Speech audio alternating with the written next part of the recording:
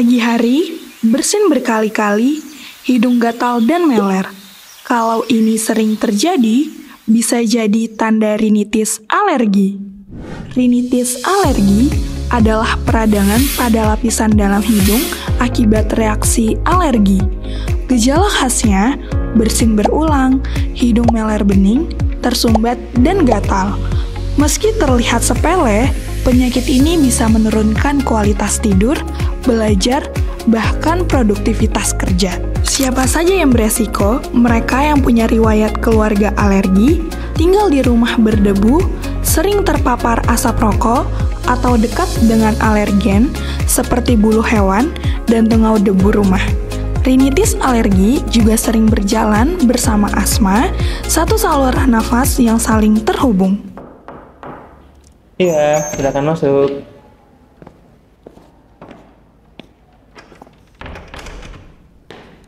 Iya, Pak. Silakan duduk.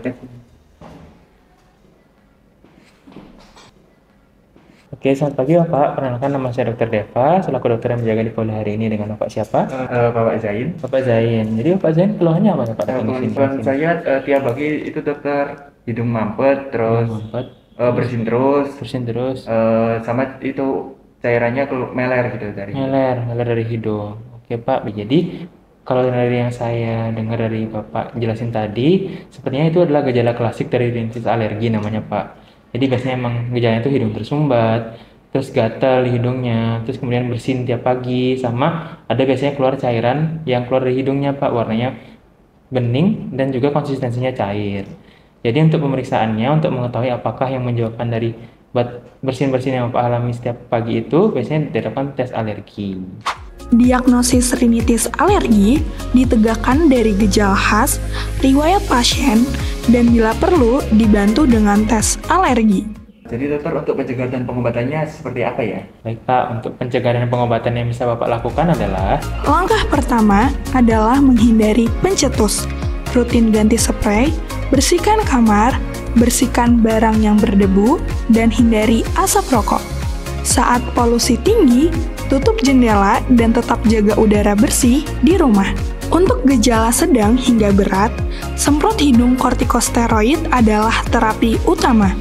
Antihistamin membantu mengurangi gejala dan dekongestan hanya boleh digunakan sebentar.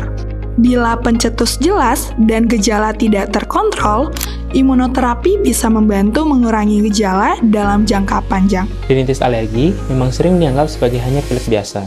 Namun, jika kondisi ini tidak ditangani dengan baik, maka dapat menimbulkan komplikasi yang cukup serius. Komplikasi yang pertama, rinitis alergi dapat berkembang menjadi rhinosinusitis atau peradangan di area sinus di sekitar hidung, yang mana dapat membuat hidung terasa semakin tersumbat, wajah terasa semakin nyeri, atau mungkin sakit kepala yang terasa terus-menerus. Komplikasi yang kedua, bila terjadinya peradangan yang secara terus-menerus dapat menumbuhkan jaringan lunak yang disebut dengan polip hidung.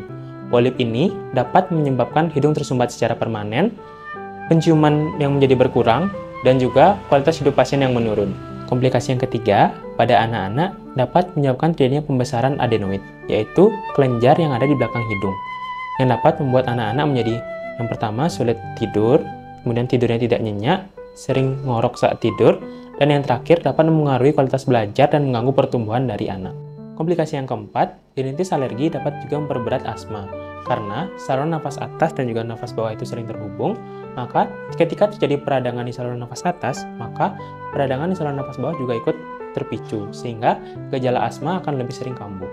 Komplikasi yang terakhir, rinitis alergi dapat menyebabkan terjadinya gangguan pada telinga tengah, yaitu berupa otitis media efusi, di mana pada kondisi ini terjadinya cairan yang menumpuk di belakang gendang telinga, yang dapat menyebabkan pendengaran menjadi semakin menurun, terus telinga terasa penuh, dan kondisi ini banyak terjadi pada anak-anak. Oleh karena itu, jangan pernah menganggap remeh rinitis alergi, karena penanganan yang tepat sejak awal sangatlah penting agar gejala tidak berlanjut menjadi komplikasi yang lebih berat.